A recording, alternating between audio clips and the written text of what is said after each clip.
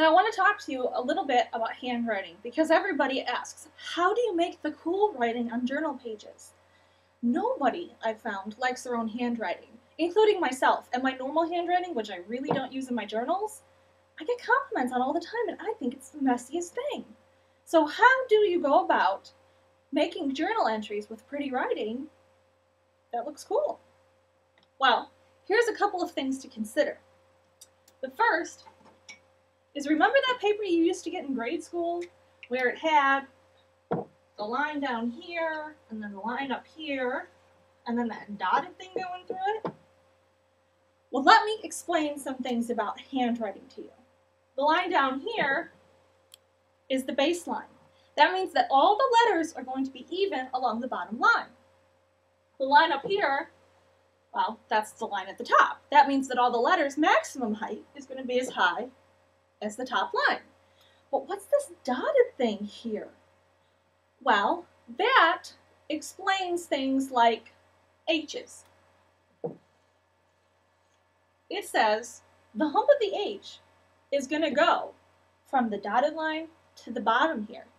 And an E would go, well, right in there. Lowercase, uppercase. We kind of learned that in uppercase A. Well, the line goes where the dotted line is. But watch what happens to the letters when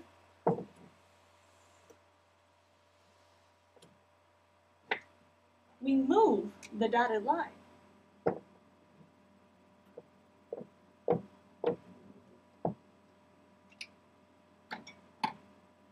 Now an E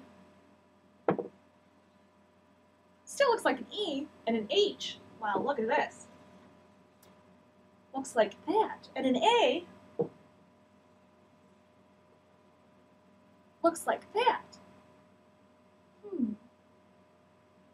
What would happen if we move the line to the top or closer to it?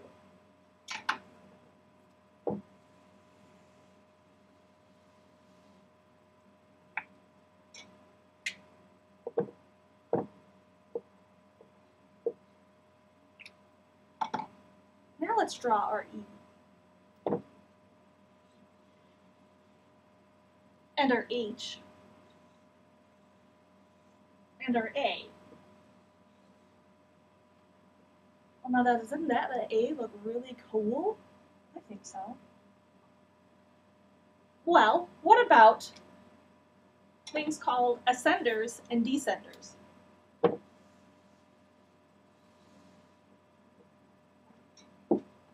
For this one, I'm going to put the line back at the middle, but feel free to put your line wherever the hell you want.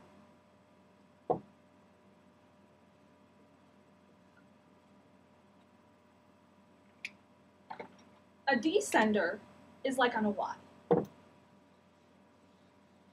This is a descender. It goes under the line or descends it.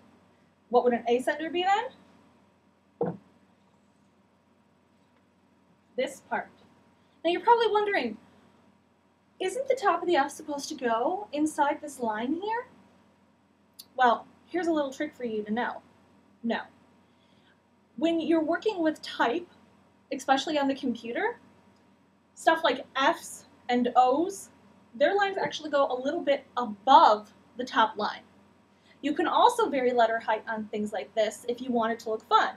If you had an F and then your H kind of went here, and then you had an O, you can make it there, and then another E. You can give it a descender and a little curl, because those are always fun. And then you can take your Y and then go all the way the hell up there and do that. But just think about how you can take the basic concept that we all know, and I know some of you have this paper because I've seen it in your collages, and just take the letters and change how they go below the line, change how they go above the line, change the height and the shape. Now, here's something else we learned in school. I'm just going to erase this one. Never really liked to work inside the lines anyway. Taught myself cursive, and apparently, according to my 3rd grade teacher and my report card, I don't make the letters right. When we write,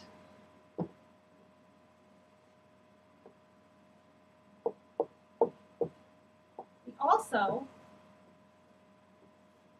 give letters equal space. This is something that's regulated on your computer as well. It's the space between the letters, and some letters get more space between them than others because of their shape. But instead of just writing letters this way, inside those lines, what if you moved that line to there? You get a fat, small E. Or if you made the line here, you could make a really tall, skinny one. That ones are kind of fun, aren't they? But we've been dealing with print. Now, all of these concepts transfer over into cursive. So instead of making your G perfect like that, you could make it really long, you could make it really fat, you could make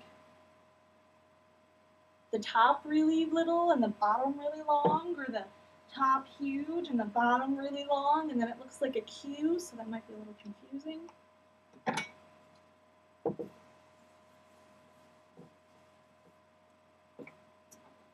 Now here's my theory on bubble letters. I was never really good at doing bubble letters, especially the letter S. It's caused me so much grief over the years, you have no idea. My first name starts with an S, so I always had to write a bubble letter S when my friends were doing that on their notebooks and all that kind of stuff with the whiteout pens, which, according to my brother, they're not allowed to have anymore in school. But anyway, a lot of people really kind of about bubble letters. I personally like the style that is very narrow and very uneven.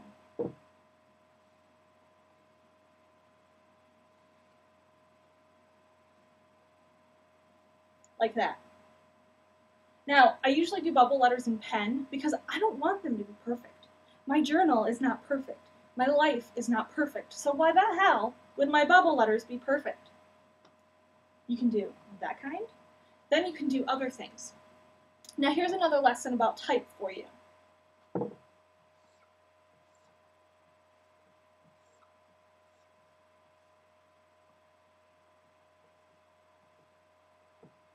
Okay. You've probably seen this term in your computer before. Let's just say, for the sake of argument, this is bold and it's colored in. This would be a sans serif font. I'm sure you've seen this before, and they're the ones that are clean looking. This is a serif font. Now, what is a serif? It's these little things at the ends of the lines, basically. You know, like on an A, it's here and there, like that. You know, it's like the typewriter font, Courier, Times New Roman, stuff like that. Well, one way you can play with your bubble letters is to add serifs to them. So you would just erase those and then